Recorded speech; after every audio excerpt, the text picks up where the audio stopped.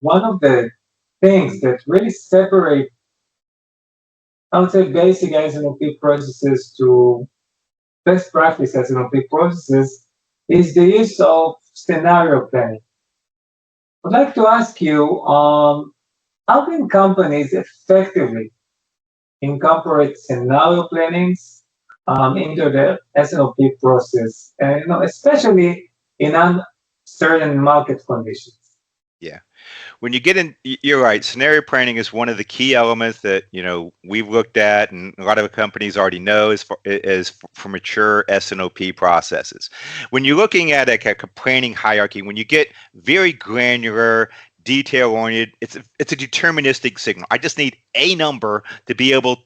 I don't want to really optimize. Just give me what the answer is, and I'm going to execute to it. When you start moving up hierarchies as far as getting to weekly planning, then extended planning horizon, you get into S&OP, you no longer just want that single number. You want the numbers of potential outcomes so you can start doing planning. You can start doing scenarios. To get there, though, you need to understand whys. Whys are what be able to then translate into what ifs. To get the whys, we have to start looking at other ways of planning. That's where we bring in more predictive analytics. That's really looking at more external variables and other explanatory variables that can explain the whys of our data set or the whys of the influence to our data set and what's going to happen in the future.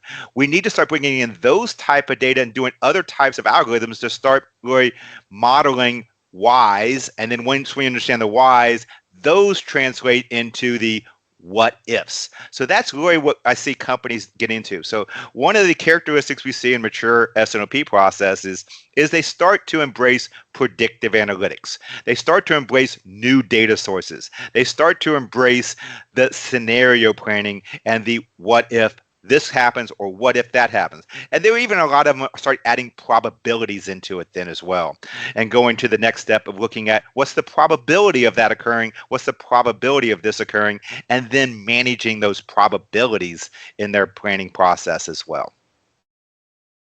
I think it's an amazing insight, but it would be great if you could share with our audience a smaller, just a short example. When you say what if, can you just, walk us through just a use case that you came across or something that you can highlight or clarify to our audience? What does it mean?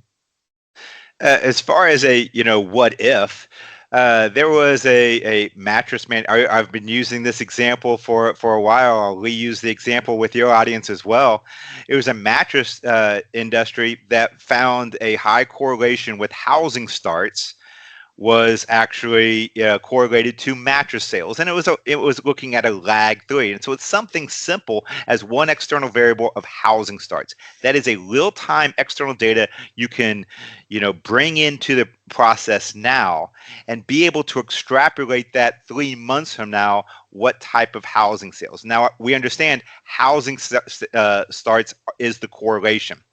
Now what impacts housing starts? Now I can start getting to interest rates. Now I can start getting into population growth. So we can see areas that we're going to start seeing, growth in. And we can start seeing potential housing starts in the future. Now I can start looking at more strat plans out a year based on other variables that I can bring in and start doing scenario planning with. If interest rates are doing this, if growth continues in this area at this rate, here's where we're going to see an increase in the market. We're going to see sales. We're going to see sales drop in this market. We're going to start being able to model those type of plans, and that would relate to inventory, that would relate to logistics, warehousing, expansion. All those things can become, as far as decisions out of an S&OP process, and it all started with one correlation external variable of housing starts. Amazing. I think it's an amazing example.